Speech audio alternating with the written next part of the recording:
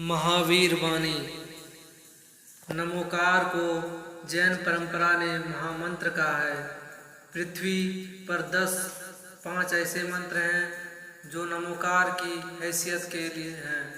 असल में प्रत्येक धर्म के पास एक महामंत्र अनिवार्य है, क्योंकि उसके इर्द गिर्द ही उसकी सारी व्यवस्था, सारा भवन निर्मित होती है।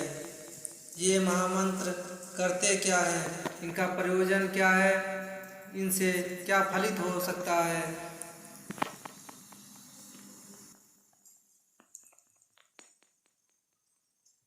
आज साउंड इलेक्ट्रिकल्स ध्वनि विज्ञान बहुत से नए तथ्यों के करीब पहुंच रहा है। उसमें एक तथ्य यह है कि इस जगत में पैदा की गई कोई भी ध्वनि कभी भी नष्ट नहीं होती। इस अनंत आकाश में संग्रहित होती चली जाती है।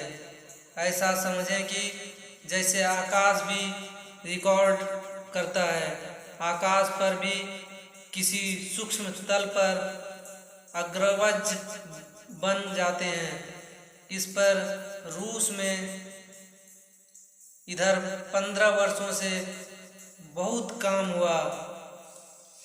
उस काम पर 2-3 बातें ख्याल में लेंगे तो आसानी हो जाएगी।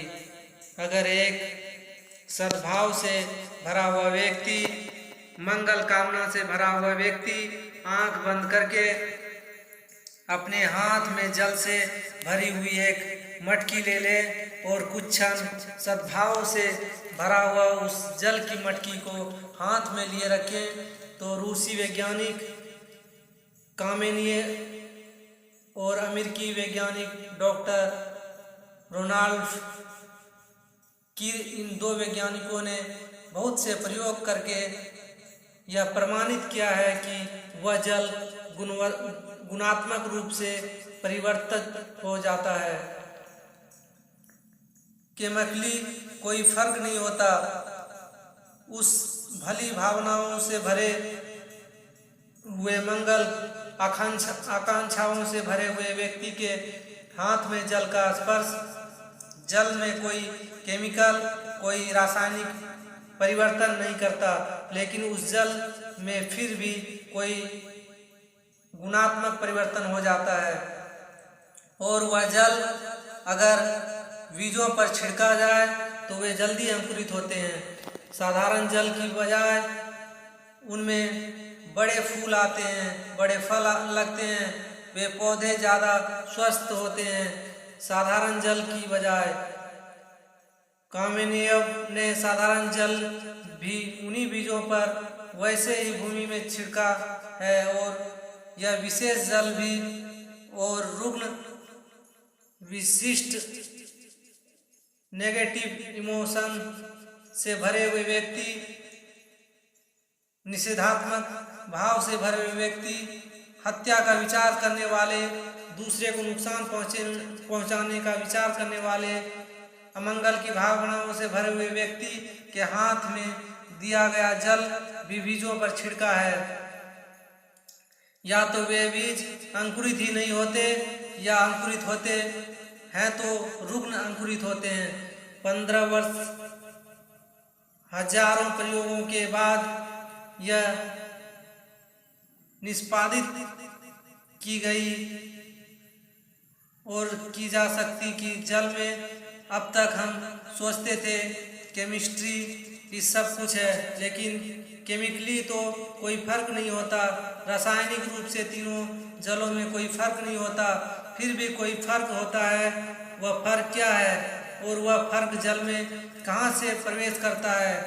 निश्चित ही वह फर्क अब तक जो भी हमारे पास उपकरण है उनसे नहीं जांची जा सकती, लेकिन वह फर्क होता है, यह परिणाम से सिद्ध होता है, क्योंकि तीनों जलों का आत्मिक रूप बदल जाता है।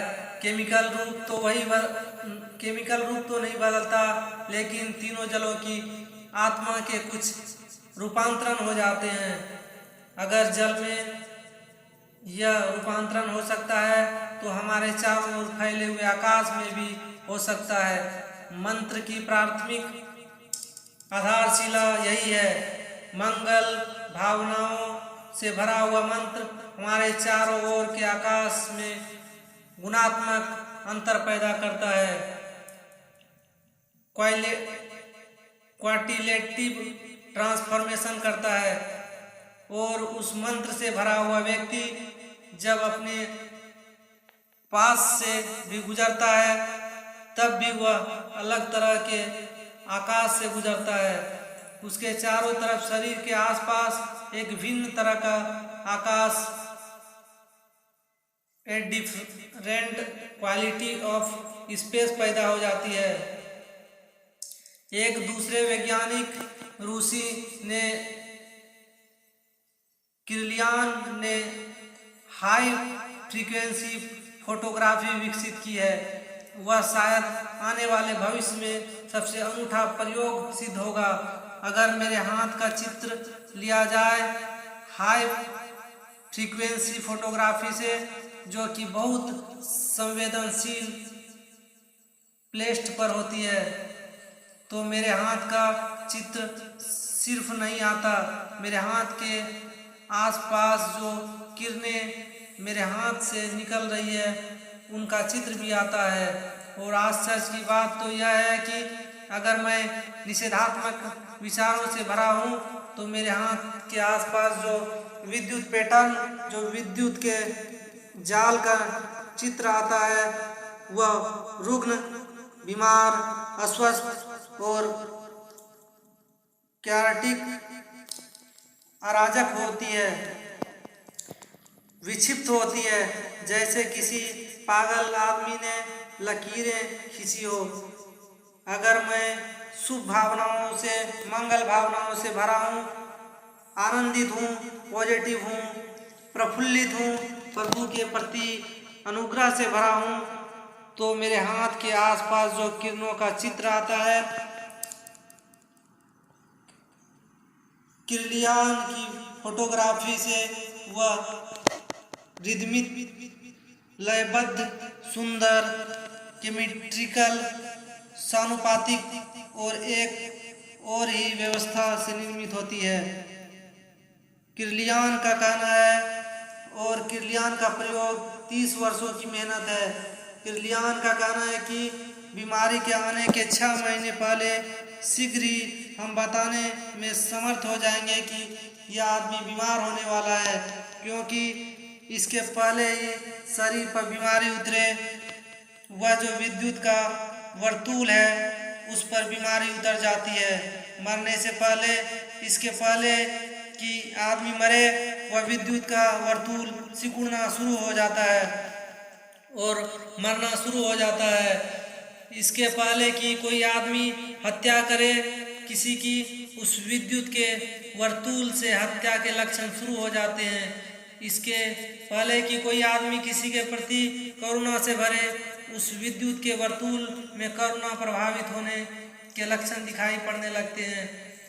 किर्लियन का कहना है कि कैंसर पर हम सभी विजय पा सकेंगे जब शरीर को पकड़ने के पहले हम कैंसर को पकड़ लें, और यह पकड़ा जा सकेगा।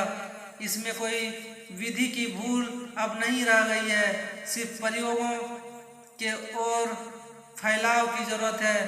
प्रत्येक मनुष्य अपने आसपास एक आभा मंडल लेकर, एक आरा लेकर चलता है।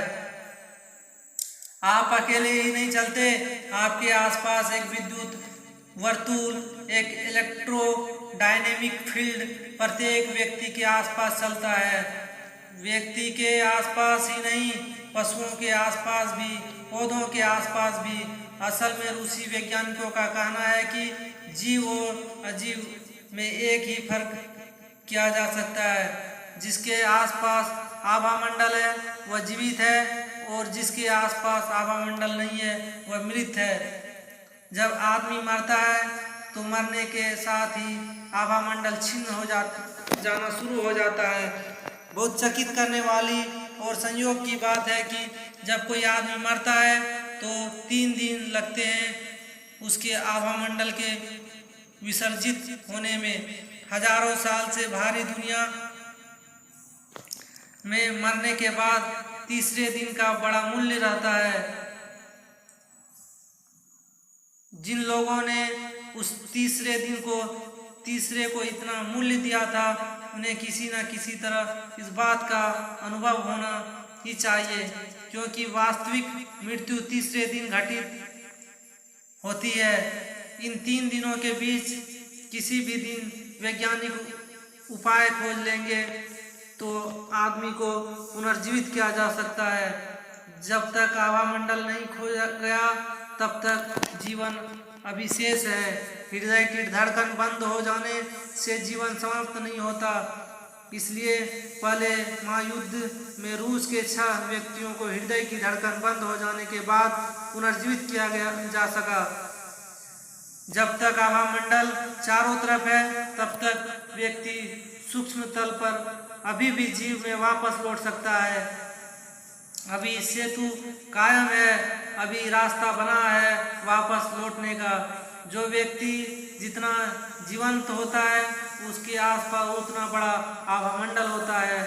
हम महावीर की मूर्ति के आसपास एक आभामंडल निर्मित करते हैं, या कृष्ण या राम क्राइस्ट के आसपास, तो वह सिर्फ कल्पना नहीं है, वह आभामंडल देखा जा सकता है।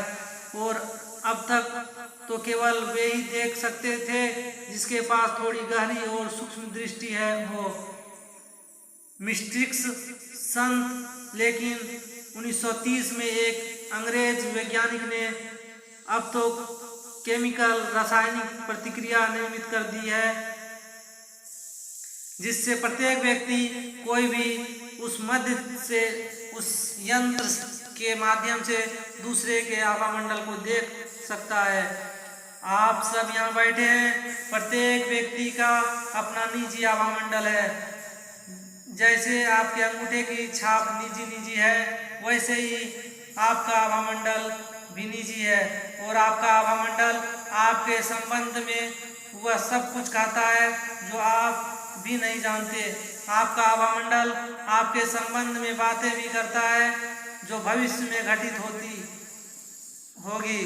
आपका आभामंडल वे बातें भी कहता है जो अभी आपके गहन अचेतन में निर्मित हो रही है। बीज की भांति कल खिलेगी और प्रकट होगी। मंत्र आभामंडल को बदलने की आमूल प्रक्रिया है। आपके आसपास की स्पेस और आपके आसपास का इलेक्ट्रोडायनेमिक फील्ड बदलने की प्रक्रिया है, जो प्रत्येक धर्म के पास एक महामंत्र है। जैन परंपरा के पास नमोकार है, आश्चर्य कारक घोषणा, एसो पंच ममुक्रो स्वपाव पप नाम सुनो, सब पाप का नाश कर दे, ऐसा महामंत्र है नमोकार। ठीक नहीं लगता, नमोकार से कैसे पाप नष्ट हो जाएगा? नमोकार से सीधा पाप नष्ट नहीं होता, लेकिन नमोकार से आपके आसपास इलेक्ट्रोकेमिकल फील्ड रूपांतरित होता है और पाप करना असंभव हो जाता है। क्योंकि पाप करने के लिए आपके पास एक खास तरह का आभामंडल चाहिए। अगर इस मंत्र को सीधा ही सुनेंगे तो लगेगा कैसा हो रहा है या कैसा हो सकता है। एक चोर एक मंत्र पढ़ लेगा तो क्या होगा? एक हत्यारा यह मंत्र पढ़ लेगा तो क्या होगा? कैसे पाप नष्ट हो जाएगा? पाप नष्ट होता है इसलिए कि जब आप पाप करते हैं उसके पहले आपके पास एक विशेष तरह का पाप का आभामंडल चाहिए। उसके बिना आप पाप नहीं कर सकते। वह आभामंडल अगर रूपांतरित हो जाए तो असंभव हो जाएगी बात, पाप करना असंभव हो जाएगा। यह नमोकार कैसे उस आभामंडल को बदलता होगा? यह नमस्कार है, यह नमन का भाव है। नमन का अर्थ है समर्पण। यह शाब्दिक नहीं है। यह नमो अरिहंतान, यह अरिहंतों को नमस्कार करता हूँ। यह शाब्दिक नहीं है, ये शब्द नहीं है, यह भाव है। अगर प्राणों में यह भाव सघन हो जाए कि अरिहंतों को नमस्कार करता हूँ, तो इसका अर्थ क्या होगा या क्या होता है? इसका अर्थ होता है जो जानते हैं उनके चरणों में सिर रखता हूँ, जो पहुँच गए हैं उनके चरणों में समर्पित या समर्पण करता हूँ, जो पा गए हैं उनके द्वार पर मैं भिखारी बनकर खड़ा होने को तैयार हूँ। किरलियन की फोटोग्राफी ने यह भी बताने की कोशिश की है कि आपके भीतर जब भाव बदलते हैं तो आपके आसपास का विद्युत मंडल बदलता है। और अब तो जो फोटोग्राफर उपलब्ध हैं, अगर आप अपने भीतर विचार कर रहे हैं चोरी करने का, तो आपका आभा मंडल और तरह का हो जाता है। उदास, रुग्ण, खूनी रंगों से भर जाता है। आप किसी को गिर गए को उठाने जा रहे हैं, आपके आभा मंडल के रंग तत्काल बदल जाते हैं। रूस में एक महिला है, नेल्या माइखालोवा। इस महिला ने पिछले 15 सालों में रूस में आमुख क्रांति खड़ी कर दी है। और आपको यह जानकर हैरानी होगी कि मैं रूस के इस वैज्ञानिक के नाम क्यों ले रहा हूँ। कुछ कारण है। आज से 40 साल पहले अमेरिका के एक बहुत बड़े प्रोफेट एडगर केसी ने, जिसको अमेरिका का स्लीपिंग प्रोफेट कहा जाता है, जो कि सो जाता था गहरी तंद्रा में, जिसे हम समाधि कहते हैं। और उसमें वह जो भविष्यवाणियां करता था वह अब तक सभी सही निकली है। उसने थोड़ी भविष्यवाणियां नहीं की, 10,000 भविष्यवाणियां की थी। उनकी एक भविष्यवाणी 40 साल पहले की है। उस वक्त तो सब लोग हैरान हुए थे। उसके यह भविष्यवाणी की थी कि आज से 40 साल बाद धर्म का एक नवीन वैज्ञानिक आविर्भाव रूस से प्रारंभ होगा। रूस से। और एडगर केसी ने 40 साल पहले कहा, जबकि रूस में तो धर्म नष्ट किया जा रहा था, चर्च गिराए जा रहे थे, मंदिर हटाए जा रहे थे, पादरी पुरोहित साइबेरिया भेजे जा रहे थे। उन क्षणों की कल्पना भी नहीं की जा सकती थी कि रूस में जन्म होगा। रूस अकेली भूमि थी उस समय जमीन पर जहाँ धर्म पहली दफे व्यवस्थित रूप से नष्ट किया जा रहा था। वहाँ पहली दफा नास्तिकों के हाथ में सत्ता थी। पूरे मनुष्य जाति के इतिहास में जहाँ पहली बार नास्तिकों ने एक संगठित प्रयास किया था। आस्तिकों के संगठित प्रयास तो होते रहते हैं। और केसी की यह घोषणा कि 40 साल बाद रूस से जन्म होगा। असल में जैसे ही रूस का नास्तिकता अति आग्रह पूर्ण हो गई, तो जीवन का एक नियम है कि जीवन एक तरह का संतुलित निर्मित करता है। जिस देश में बड़े नास्तिक पैदा होने बंद हो जाते हैं, उस देश में बड़े आस्तिक भी पैदा होने बंद हो जाते हैं या हो सकते हैं। जीवन एक संतुलन है। और जब रूस में इतनी प्रगाढ़ नास्तिकता थी, तो आयर ग्राउंड छिपे मार्गों से आस्तिकता ने पुनः आविष्कार करना शुरू कर दिया। स्टेलिन के मरने तक सारी खोजबीन छिपकर चलती थी। स्टेलिन के मरने के बाद वह खोजबीन प्रकट हो गई। स्टेलिन खुद भी बहुत हैरान था। वह मैं बात आपसे करूंगा। यह माइखालोवा 15 वर्ष से रूस में सर्वाधिक महत्वपूर्ण व्यक्ति है, क्योंकि माइखालोवा सिर्फ ध्यान से किसी भी वस्तु को गतिमान कर पाती है। हाथ से नहीं, शरीर के किसी प्रयोग से नहीं, वहाँ दूर 6 फीट दूर रखी हुई कोई भी चीज़ माइखा लोवा सिर्फ उस पर एकाग्र चित्त होकर उसे गतिमान या तो अपने पास रख खींच पाती है, वस्तु चलना शुरू कर देती है, या अपने से दूर हटा पाती है, या मैग्नेटिक नीडल लगी हो तो उसे घुमा पाती है, या घड़ी हो तो उसके कांटे को तेजी से चक्कर दे पाती है, या घड़ी हो तो बंद कर पाती है। सैकड़ों प्रयोग। लेकिन एक बहुत हैरानी की बात है कि अगर माइखा लोवा प्रयोग कर रही हो और आसपास संदेशशील लोग हों तो उसे 5 घंटे लग जाते हैं, तब वह हिला पाती है। अगर आसपास मित्र हो, सहानुभूति पूर्वक हो, तो वह आधे घंटे में हिला पाती है। अगर आसपास श्रद्धा से भरे लोग हो तो 5 मिनट में। और एक मजे की बात है कि जब उसे 5 घंटे लगते हैं किसी वस्तु को हिलाने में, तो उसका कोई 10 पाउंड वजन कम हो जाता है। जब उसे आधा घंटा लगता है तो कोई 3 पाउंड वजन कम होता है, और जब 5 मिनट लगता है तो उसका वजन कम नहीं होता। ये 15 सालों में बड़े वैज्ञानिक प्रयोग किए गए हैं। 2 नोबेल प्राइज विनर वैज्ञानिक डॉक्टर सालिलिएव और कामेनिएव और 40 और चोटी के वैज्ञानिकों ने हजारों प्रयोग करके इस बात की घोषणा की कि माइखा लोवा जो कर रही है वह तथ्य है।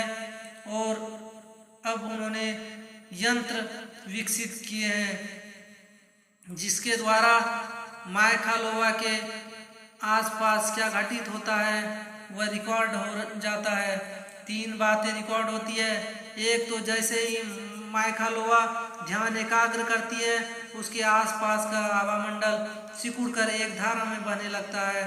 जिस वस्तु के ऊपर वह ध्यान करती है, जैसे लेसर रे की तरह, एक विद्युत की किरण की तरह संग्रहित हो जाता है, और उसके चारों तरफ किर्लियन फोटोग्राफी से जैसे कि समुद्र में लहरें उठती है, ऐसा उठना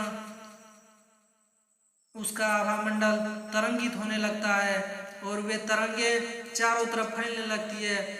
उन्हीं तरंगों के धक्के से वस्तुएं हटती है या पास खींची जाती है। सिर्फ भाव मात्र, उसका भाव कि वस्तु मेरे पास आ जाए, वस्तु पास आ जाती है। उसका भाव कि दूर हट जाए, दूर हट चली जाती है।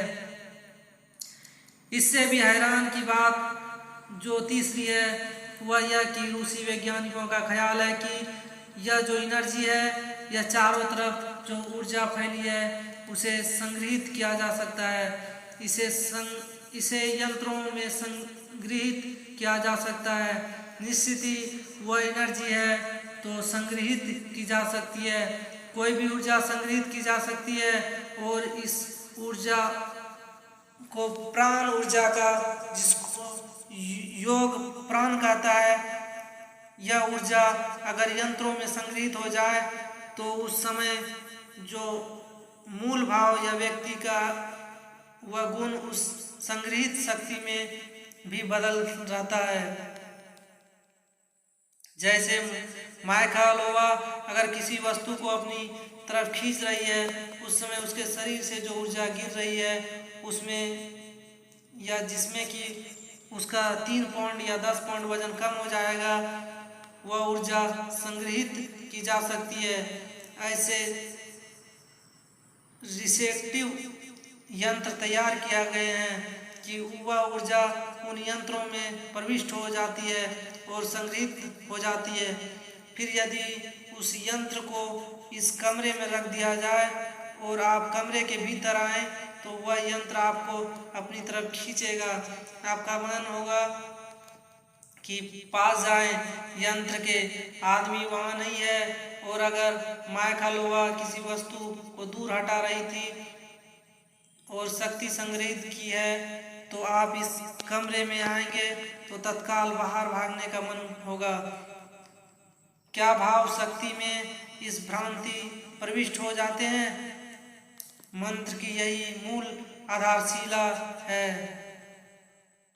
शब्दों में, विचार में, तरंग में भाव संग्रहित और समाविष्ट हो जाते हैं।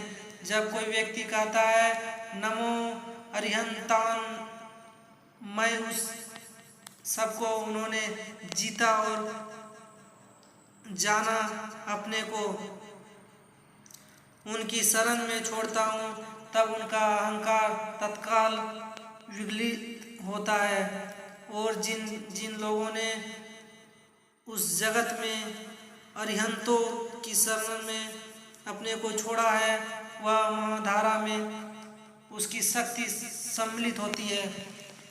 उस गंगा में वह भी एक हिस्सा हो जाता है और इस चारों तरफ आकाश में इस अरिहंत के भाव के आसपास जो ग्रूज निर्मित होती है, जो स्पेस में, आकाश में जो तरंगें संग्रहित हुई है, उन संग्रहित तरंगों में आपकी तरंग भी चोट करती है।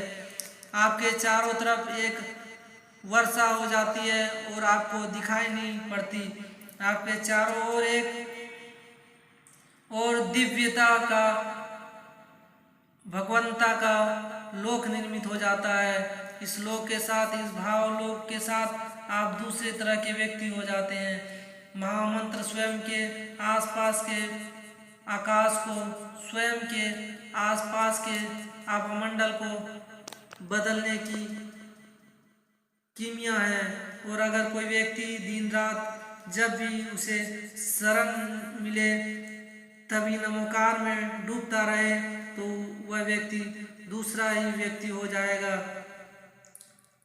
वह वही व्यक्ति नहीं रह सकता जो वह था। 5 नमस्कार हैं। अरिहंत को नमस्कार। अरिहंत का अर्थ होता है जिसके सारे शत्रु विनष्ट हो गए, जिसके भीतर सब कुछ ऐसा हो रहा है जिससे उसे लड़ना पड़ेगा। लड़ाई समाप्त हो गई, भीतर अब क्रोध नहीं है, जिससे लड़ना पड़े। भीतर अब काम नहीं है, जिससे लड़ना पड़े। अज्ञान नहीं है, वे सब समाप्त हो गए जिनसे लड़ाई थी। अब एक नॉन कॉन्फ्लिक्ट निंदु द्व अस्तित्व शुरू हुआ। अरिहंत शिखर है जिसके आगे यात्रा नहीं है। अरिहंत मंजिल है जिसके आगे फिर कोई यात्रा नहीं है। कुछ करने को ना बचा जहाँ, कुछ पाने को ना बचा जहाँ, कुछ छोड़ने को भी ना बचा जहाँ सब समाप्त हो गया, जहाँ शुद्ध अस्तित्व रह गया, प्योर एग्जिस्टेंस जहाँ रह गया, जहाँ ब्रह्म मात्र रह गया, जहाँ होना मात्र रह गया, उसे कहते हैं अरिहंत। अद्भुत है यह बात भी कि इस महामंत्र में किसी व्यक्ति का नाम नहीं है, महावीर का नहीं, पार्श्वनाथ का नहीं, किसी का नाम नहीं है। जैन परंपरा का भी कोई नाम नहीं, क्योंकि जैन परंपरा यह स्वीकार करती है कि अरिहंत जैन परंपरा में ही नहीं हुए हैं और सब परंपराओं में भी हुए हैं, इसलिए अरिहंतों को नमस्कार है, किसी अरिहंत को नहीं है। यह नमस्कार बड़ा विराट है। संभवतः विश्व के किसी धर्म ने ऐसा महामंत्र इतना सावागीन, इतना सर्वस्पर्शी विकसित नहीं किया है। व्यक्तित्व पर जैसे ख्याल ही नहीं है, शक्ति पर ख्याल है, रूप पर ध्यान ही नहीं है, वह जो अरूप सत्ता है उसी का ख्याल है। अरिहंतों को नमस्कार। अब महावीर को जो प्रेम करता है कहना चाहिए महावीर को नमस्कार। बुद्ध को जो प्रेम करता है कहना चाहिए बुद्ध को नमस्कार। राम को जो प्रेम करता है कहना चाहिए राम को नमस्कार। पर यह मंत्र बहुत अनूठा है, यह बेजोड़ है और किसी परंपरा में ऐसा मंत्र नहीं है जो सिर्फ इतना कहता है अरिहंतों को नमस्कार, सबको नमस्कार, जिनकी मंजिल आ गई है असल में मंजिल को नमस्कार, वे जो पहुंच गए उनको नमस्कार। लेकिन अरिहंत शब्द नेगेटिव है, नकारात्मक है। उसका अर्थ है जिसके शत्रु समाप्त हो गए, वह पॉजिटिव नहीं है, वह विधायक नहीं है। असल में इस जगत में जो श्रेष्ठतम अवस्था है उसको निषेध से ही प्रकट किया जा सकता है।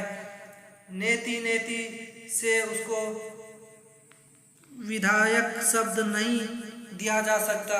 उसके कारण है सभी विधायक शब्दों में समीप आ जाती है, निषेध में समीप या सीमा नहीं होती। अगर मैं कहता हूँ ऐसा है तो एक सीमा निर्मित होती है, अगर मैं कहता हूँ ऐसा नहीं है तो कोई सीमा नहीं निर्मित होती। नहीं कि कोई सीमा नहीं है कि तो सीमा है, तो है तो एक बहुत छोटा शब्द है, नहीं है बहुत विराट, इसलिए परम शिखर पर रखा है।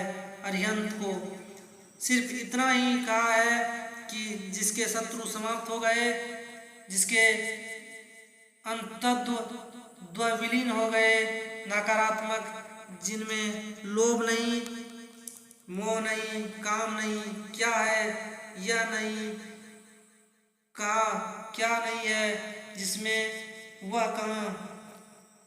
इसलिए अरिहंत बहुत वायवी, बहुत एब्स्ट्रैक्ट शब्द है और शायद पकड़ में ना आए, इसीलिए ठीक दूसरे शब्द में पॉजिटिव का प्रयोग किया गया है। नमो सिद्धानम, सिद्ध का अर्थ होता है वे जिन्होंने पा लिया, अरिहंत का अर्थ होता है वे जिन्होंने कुछ छोड़ दिया। सिद्ध बहुत पॉजिटिव शब्द है। सिद्ध मीन्स सिद्धि, उपलब्धि, अचीवमेंट, जिन्होंने पा लिया। लेकिन ध्यान रहे उनको ऊपर रखा है, जिन्होंने खो दिया उनको नंबर 2 पे रखा है। जिन्होंने पा लिया क्यों? सिद्धि अरिहंत से छोटा नहीं होता, सिद्धि वही पहुंचता है जहाँ अरिहंत पहुंचता है। लेकिन भाषा में पॉजिटिव नंबर 2 पर रखा जाएगा नहीं, शून्य प्रथम है, होना द्वितीय है, इसलिए सिद्ध को दूसरे स्थल पर रखा। इसलिए सिद्ध के संबंध में भी सिर्फ इतनी ही सूचना है, पहुंच गए और कुछ नहीं कहा है, कोई विशेष नहीं जोड़ा।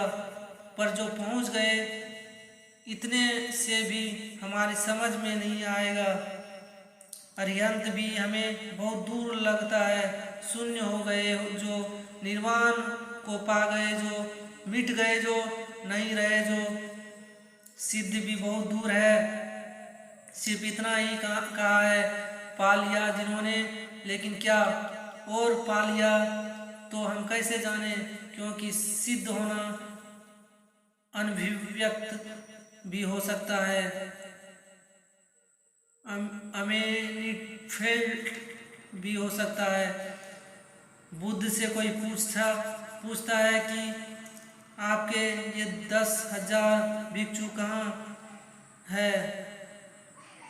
हाँ, आप बुद्धत्व को पा गए, इनमें और कितनों ने बुद्धत्व को पा लिया है?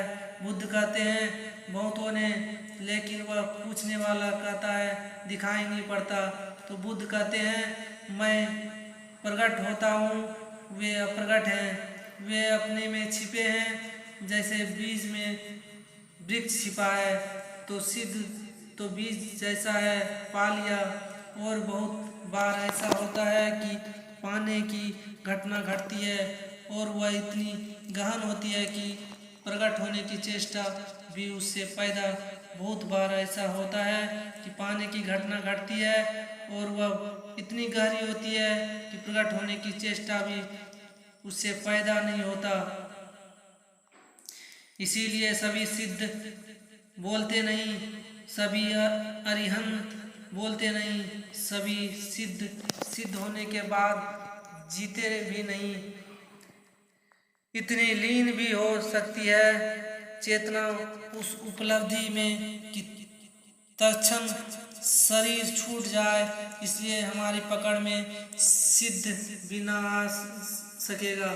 और मंत्र तो ऐसा चाहिए जो पहली सीढ़ी से लेकर आखिरी सीढ़ी या आखिरी शिखर तक जहाँ जिसकी पकड़ में आ जाए, जो जहाँ खड़ा हो वहीं से यात्रा कर सके। इसलिए तीसरा सूत्र कहा है, आचार्यों को नमस्कार।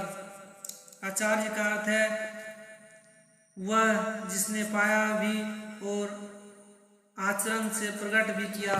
आचार्य का अर्थ जिसका ज्ञान और आचरण एक है। ऐसा नहीं कि सिद्ध का आचरण ज्ञान से भिन्न होता है, लेकिन सूक्ष्म या शून्य हो सकता है, हो ही ना आचरण शून्य ही हो जाए, ऐसा भी नहीं है। अरिहंत का आचरण भिन्न होता है, लेकिन अरिहंत इतना निराकार हो जाता है कि आचरण हमारी पकड़ में ना आएगा।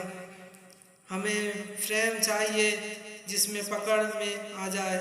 आचार्य जिससे शायद हमें निकटता मालूम पड़ेगी, उसका अर्थ है जिसका ज्ञान आचरण है, क्योंकि हम ज्ञान को तो ना पहचान पाएंगे, आचरण को पहचान लेंगे। इससे खतरा भी हुआ, क्योंकि आचरण ऐसा भी हो सकता है जैसा ज्ञान ना हो। एक आदमी अरिहंत अहिंसक ना हो, अहिंसक न होते हुए भी हिंसा का आचरण कर सकता है। एक आदमी अहिंसक हो तो हिंसा का आचरण नहीं कर सकता, वह तो असंभव है। लेकिन एक आदमी अहिंसक न हो और अहिंसा का आचरण कर सकता है। एक आदमी लोभी हो और अलोभ का आचरण कर सकता है। उल्टा नहीं है। The vice versa is not possible. इससे खतरा भी पैदा हुआ। आचार्य हमारी पकड़ में आता है, लेकिन वहीं से खतरा शुरू होता है। जहाँ से हमारी पकड़ शुरू होती है वहीं से खतरा शुरू होता है।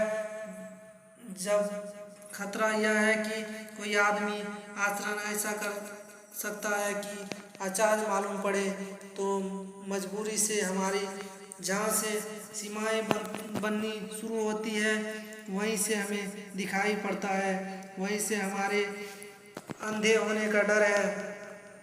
पर मंत्र का प्रयोजन यही है कि हम उसको नमस्कार करते हैं जिसका ज्ञान उनका आचरण है। यहाँ भी कोई विशेष नहीं है, वे कोई भी हो। एक ईसाई फकीर जापान गया था और जापान के एक जैन मुनि से मिलने गया। उसने पूछा जैन मुनि को कि जीसस के संबंध में आपका क्या ख्याल है। तो उस भिक्षु ने कहा, मुझे जीसस के संबंध में कुछ भी पता नहीं, तुम कुछ कहो ताकि मैं ख्याल बना सकूं। तो उसने कहा कि जीसस ने कहा है, जो तुम्हारे गाल पर एक चाटा मारते तुम दूसरा गाल उसके सामने कर देना। तो उस जैन फकीर ने कहा, आचार्य को नमस्कार।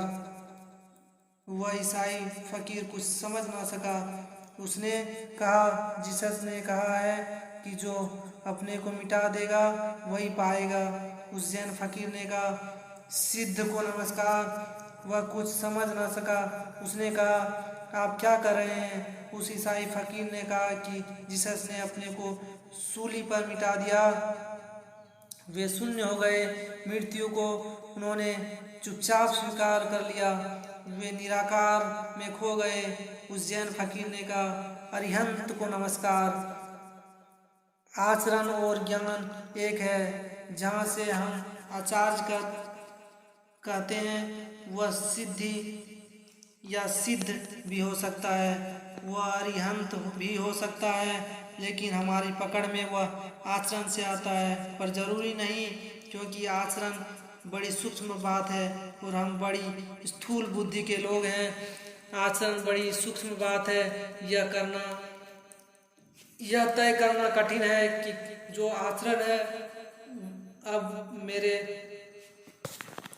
जैसे महावीर को खदेड़ कर भगाया गया, गांव-गांव महावीर पर पत्थर फेंके गए, हम ही लोग थे, हम ही सब यह करते रहे। ऐसा मत सोचना कोई और। महावीर की नग्नता लोगों को भारी पड़ी, क्योंकि लोगों ने कहा यह तो आचारहीनता है, यह कैसा आचरण, आचरण बड़ा सूक्ष्म है। अब महावीर का नग्न हो जाना इतना निर्दोष आचरण है जिसका हिसाब लगाना कठिन है। हिम्मत अद्भुत है। महावीर इतने सरल हो गए कि छिपाने को कुछ न बचा। अब महावीर को इस चमड़ी और हड्डी की देह का बोध मिल गया, और वह जिसको रूसी वैज्ञानिक इलेक्ट्रोमैग्नेटिक फील्ड कहते हैं, उस प्राण शरीर का बोध इतना सघन हो गया कि उस पर तो कोई कपड़े डाले नहीं जा सकते। कपड़े गिर गए, और ऐसा भी नहीं कि महावीर ने कपड़े छोड़ दिए, कपड़े गिर गए। एक दिन गुजरते हुए एक राह से चादर उलझ गई है एक झाड़ी में, तो झाड़ी के फूल ना गिर जाए, पत्ते ना टूट जाए, कांटों को चोट ना लग जाए, तो आधी चादर फाड़ कर वहीं छोड़ दी। फिर आधी रह गई शरीर पर, फिर वह भी गिर गई। वह कब गिर गई उसका महावीर को पता न चला। लोगों को पता चला कि महावीर नग्न खड़े हैं। आचरण साना मुश्किल हो गया। आचरण के रास्ते सूक्ष्म हैं, बहुत कठिन है, और हम सबके आचरण के संबंध में बंधे बंधाए ख्याल है। ऐसा करो, और जो ऐसा करने को राजी हो तो या हो जाते हैं, वे करीब करीब मुर्दा लोग हैं। जो आपकी मानकर आचरण कर लेते हैं, उन मुर्दों को आप काफ़ी पूजा देते हैं। इसमें कहा है आचरणों को नमस्कार, आचार्यों को नमस्कार। आप आचरण तय नहीं करेंगे, उसका ज्ञान ही उसका आचरण तय करेगा, और ज्ञान परम स्वतंत्रता है। जो व्यक्ति आचार्य को नमस्कार कर रहा है, वह यह भाव कर रहा है कि मैं नहीं जानता क्या है ज्ञान, क्या है आचरण, लेकिन जिनका भी आचरण उनके ज्ञान से उपजता और बहता है, उसको मैं नमस्कार करता हूँ। अभी भी बात सूक्ष्म है, इसलिए चौथे चरण में उपाध्यायों को नमस्कार। उपाध्याय का अर्थ है आचरण ही नहीं, उपदेश भी। उपाध्याय का अर्थ है ज्ञान ही नहीं, आचरण ही नहीं, उपदेश भी। वे जो जानते हैं उनका जानकर वैसा जीते हैं, और वैसा वे जीते हैं, और जानते हैं वैसा बताते भी हैं। उपाध्याय का अर्थ है वह जो बताता भी है, क्योंकि हम मौन से न समझ पाए। आचार्य मौन हो सकता है, वह मान सकता है कि आचरण काफ़ी है, और अगर तुम्हें आचरण दिखाई नहीं पड़ता तो तुम जानो। उपाध्याय आप पर और भी दया करता है, वह बोलता भी है, वह आपको कहता भी बताता भी है। ये 4 सुस्पष्ट रेखाएं हैं, लेकिन इन 4 के बाहर भी जानने वाले छूट जाएंगे, क्योंकि जानने वाले को बांधा नहीं जा सकता। कैटेगरीज में इसलिए मंत्र बहुत हैरानी का है। इसलिए 5वें चरण में एक सामान्य नमस्कार है। नमो लोय सस्वासाहुनम। लोक में जो भी साधु हैं उनको या उन सबों को नमस्कार। जगत में जो भी साधु हैं उन सबों को नमस्कार। जो उन 4 में कहीं भी छूट गए हो उनके प्रति भी हमारा नमन न छूट जाए, क्योंकि उन 4 में बहुत लोग छूट सकते हैं। जीवन बहुत रहस्यपूर्ण है, कैटेगराइज नहीं किया जा सकता,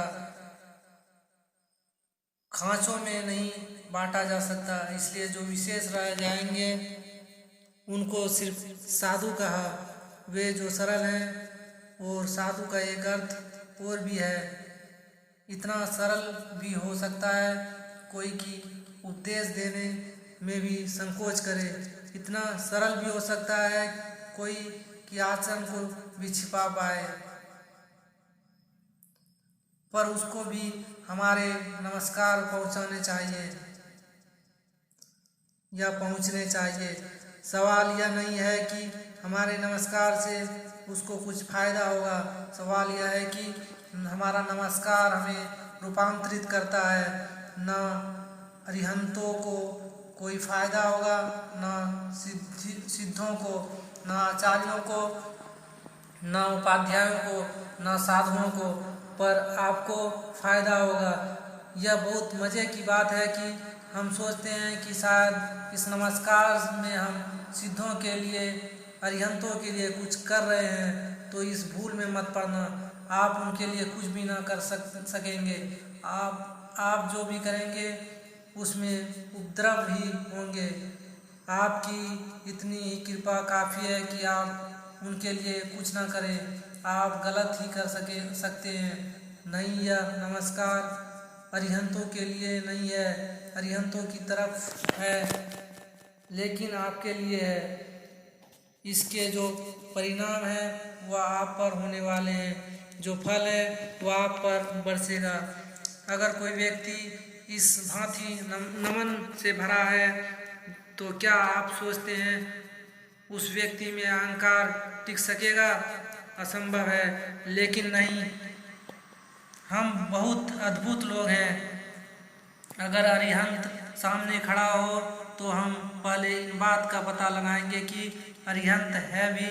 महावीर के आसपास भी लोग यही पता लगाते लगाते जीवन नष्ट किए। अरिहंत है भी, तीर्थंकर है भी, और आपको पता नहीं है। आप सोचते हैं कि बस तय हो गया। महावीर के वक्त में बात इतनी तय नहीं थी, और भी भीड़ें थी, और भी लोग थे जो कह रहे थे ये अरिहंत नहीं है, अरिहंत और है, गोशालक है अरिहंत, ये तीर्थंकर नहीं है। यह दावा झूठा है। महावीर का तो कोई दावा नहीं था, लेकिन जो महावीर को जानते थे वे दावे से बच भी नहीं सकते थे। उनकी भी अपनी कठिनाइयाँ थी, पर महावीर के समय पर चारों ओर यही विवाद था। लोग जांच करते आते कि महावीर अरिहंत है या नहीं, वे तीर्थंकर है या नहीं, वे भगवान है या नहीं। बड़ी आश्चर्य की बात है, आप जांच भी कर लेंगे और सिद्ध भी हो जाएगा कि महावीर भगवान नहीं है। आपको क्या मिलेगा? और महावीर भगवान ना भी हो और आप अगर उनके चरणों में सिर रखें और कर सकें नमो अरिहंतानम, तो आपको मिलेगा। महावीर के भगवान होने से कोई फर्क नहीं पड़ता। असली सवाल यह नहीं है कि महावीर भगवान है या नहीं, असली सवाल यह है कि कहीं भी आपको भगवान दिख सकते हैं या नहीं।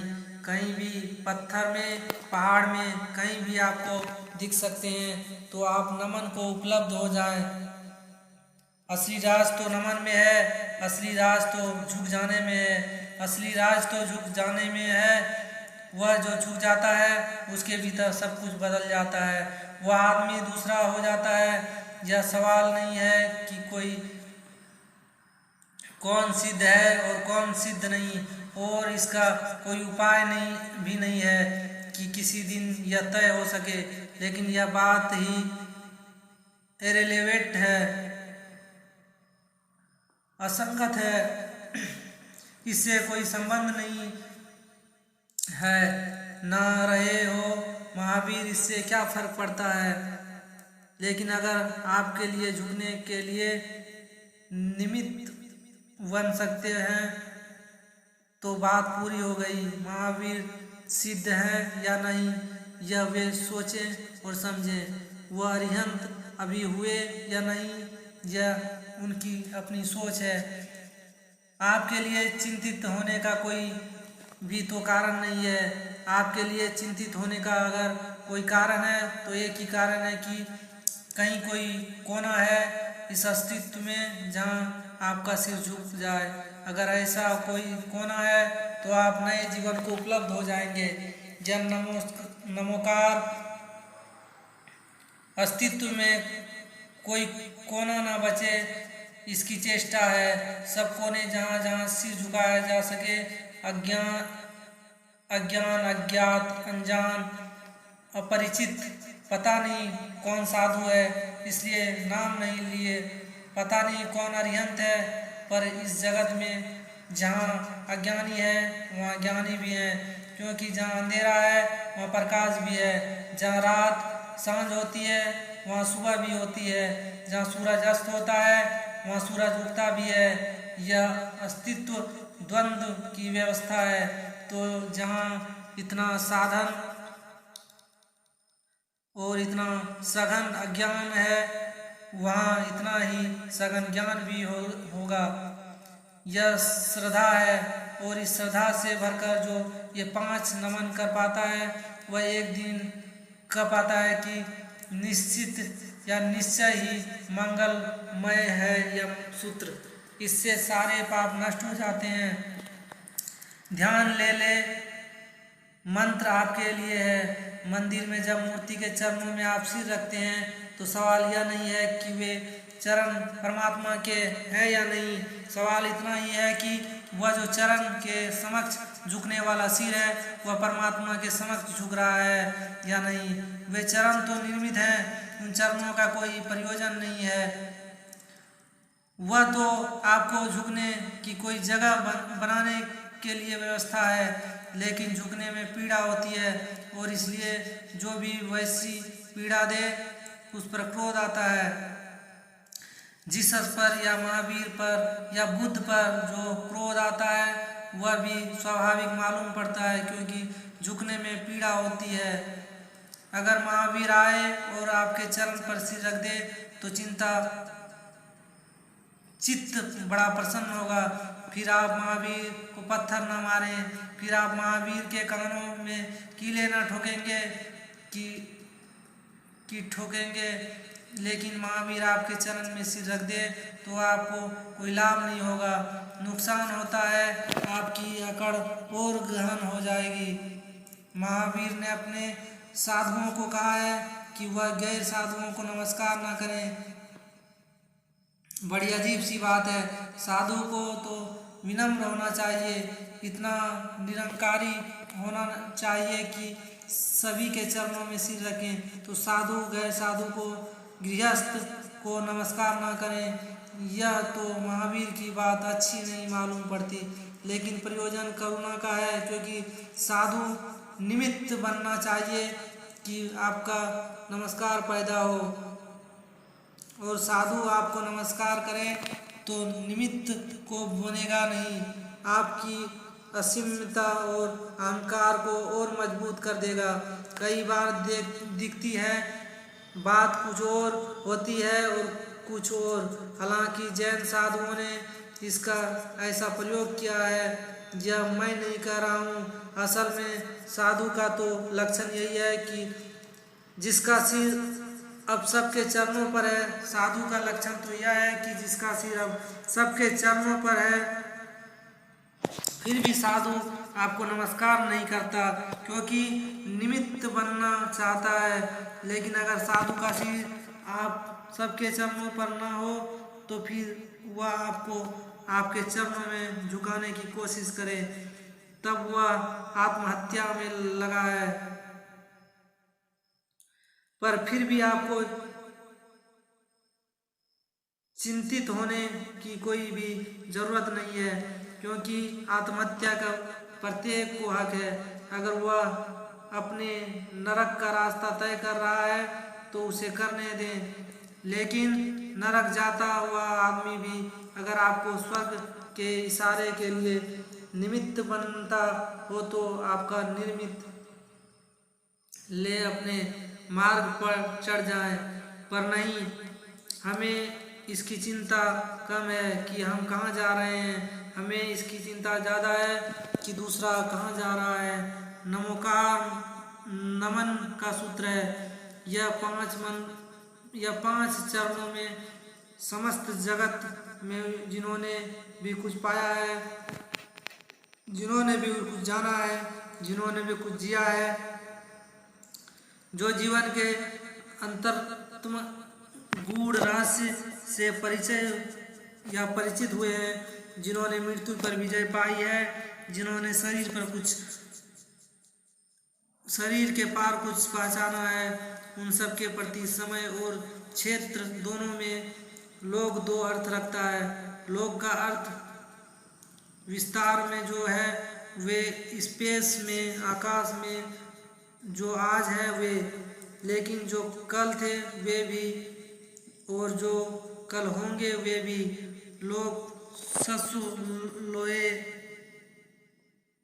सर्वलोक में सवसाहुनम, समस्त साधुओं को समय के अंतराल में पीछे कभी जो हुए हो वे भविष्य में जो होंगे, वे आज जो हैं वे समय का या क्षेत्र में कभी भी जब भी कहीं कोई ज्योति ज्ञान की जली हो, उस सब के लिए नमस्कार। इस नमस्कार के साथ ही आप तैयार होंगे, फिर महावीर की वाणी को समझा या समझना आसान होगा। इस नमन के बाद ही, इस झुकने के बाद ही आपकी झोली फैलेगी और महावीर की संपदा उसमें गिर सकती है। नमन है रिसेप्टिविटी, ग्राहकता।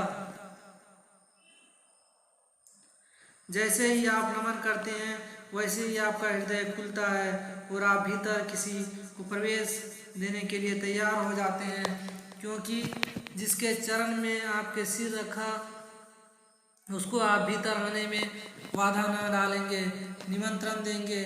जिसके प्रति आपके श्रद्धा प्रकट की उसके लिए आपका द्वार, आपका घर खुला हो जाएगा। वह आपके घर आपका एक हिस्सा होकर जी सकता है। लेकिन ट्रस्ट नहीं है, भरोसा नहीं है तो नमन असंभव है, और नमन असंभव है तो समझ असंभव है। नमन के साथ ही अंडरस्टैंडिंग है, नमन के साथ ही समझ का जन्म है। इस ग्रहता के संबंध में एक आखिरी बात और आपसे कहूँ, मॉस्को यूनिवर्सिटी में 1966 तक एक अद्भुत व्यक्ति था, डॉक्टर वर्सिलिएव। वह ग्राहकता पर प्रयोग कर रहा था। माइंड की रिसेप्टिविटी, मन की ग्राहकता जितनी हो सकती है, करीब करीब ऐसा हाल है जैसे कि एक बड़ा भवन हो और हमने उसमें एक छोटा सा छेद कर रखा हो, और उसी छेद से हम बाहर के जगत को देखते हैं। यह भी हो सकता है कि भवन की सारी दीवारें गिरा दी जाए और हम खुले आकाश के नीचे समस्त रूप से ग्रहण करने वाले हो जाएं। वार्ली एव ने एक बहुत हैरानी की प्रयोग किया और पहली दफ़ा उस तरह के बहुत से प्रयोग पूरब में, विशेषकर भारत में और सर्वाधिक विशेषकर महावीर ने किए थे। लेकिन उनका डायमेंशन, उनका आयाम अलग था। महावीर ने जाति स्मरण के प्रयोग किए थे, कि प्रत्येक व्यक्ति को आगे आकर ठीक यात्रा करनी हो तो उसे अपने पिछले जन्म को स्मरण और याद कर लेना चाहिए। उसको पिछले जन्म याद आ जाए तो आगे की यात्रा आसान हो जाए। लेकिन वारलियेव ने एक और अनूठा प्रयोग किया। उस प्रयोग को वे कहते हैं आर्टिफिशियल रियनकार्नेशन। आर्टिफिशियल रियनकार्नेशन कृत्रिम पूर्व जन्म या कृत्रिम पूर्व जीवन यह क्या है? वारलियेव और उनके साथी एक व्यक्ति को बेहोश करेंगे, 30 दिन तक निरंतर सम्मोहित करके उसको गहरी बेहोशी में ले जाएंगे, और जब वह गहरी बेहोशी में आने लगेगा और वह यह यंत्र है ईईजी नाम का यंत्र है, जिससे जांच की जा सकती है कि नींद की कितनी गहराई है। अल्फा नाम की वैक्स पैदा होनी शुरू हो जाती है जब व्यक्ति चेतन मन से गिरकर अचेतन में चला जाता है।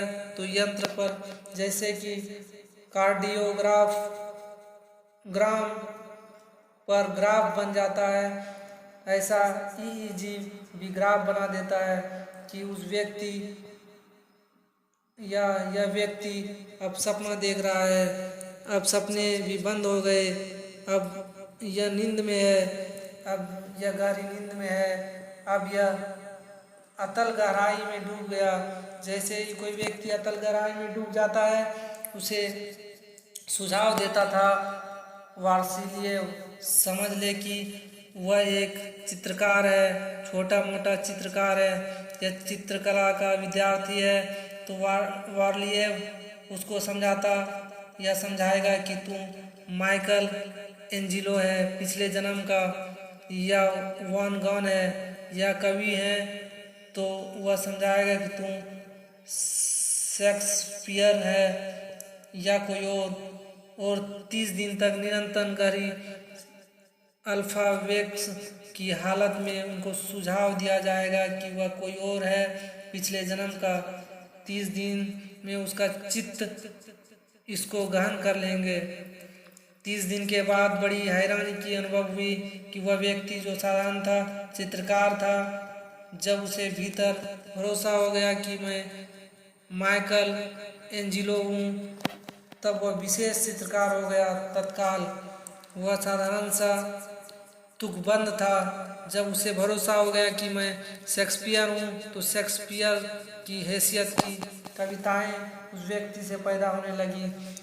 वह क्या वारलियेव को कहता था आर्टिफिशियल रियनकॉर्नेशन है।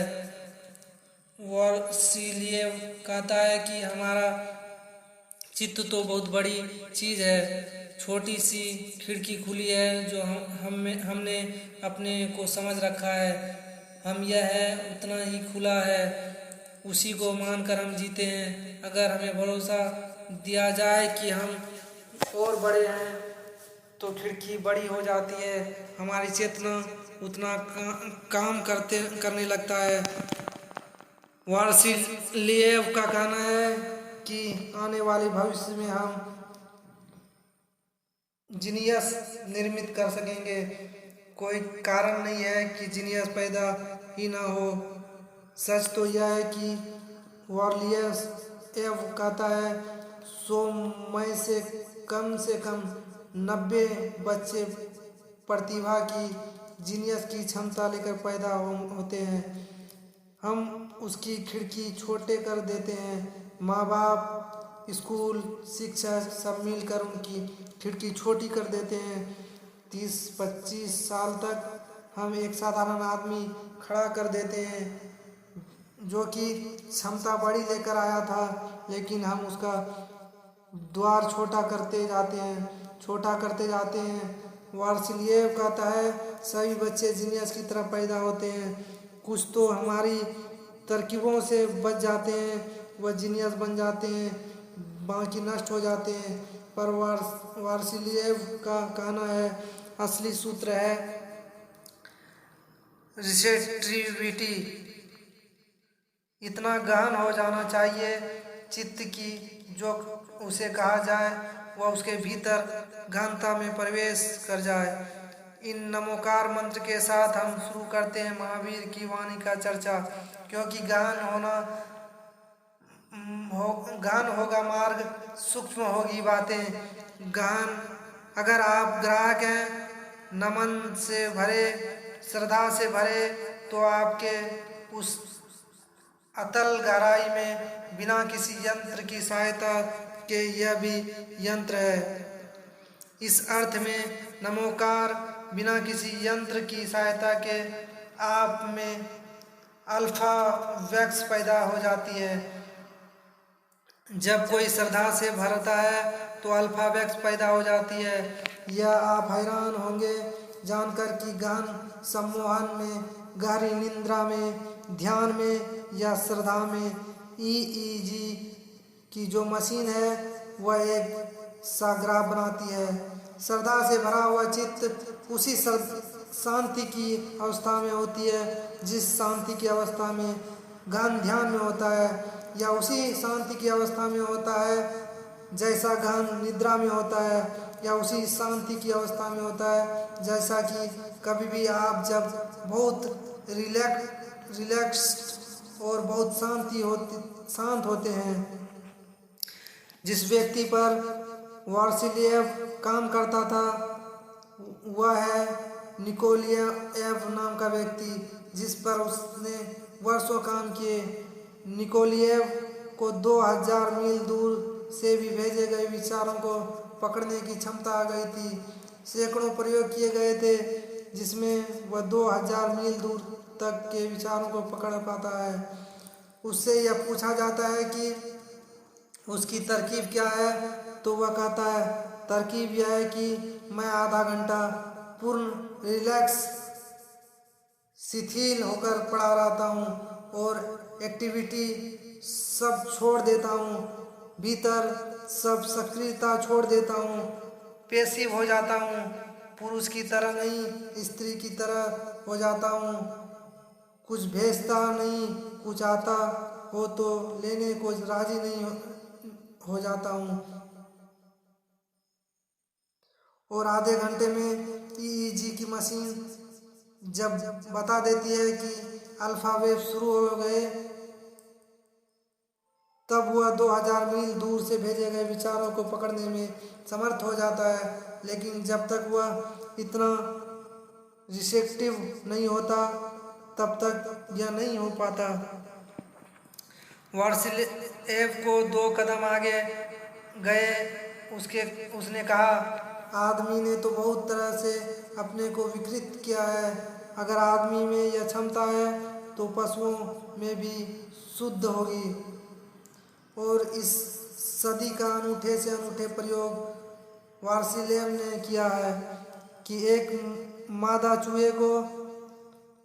चूहिया को ऊपर रखा और उसके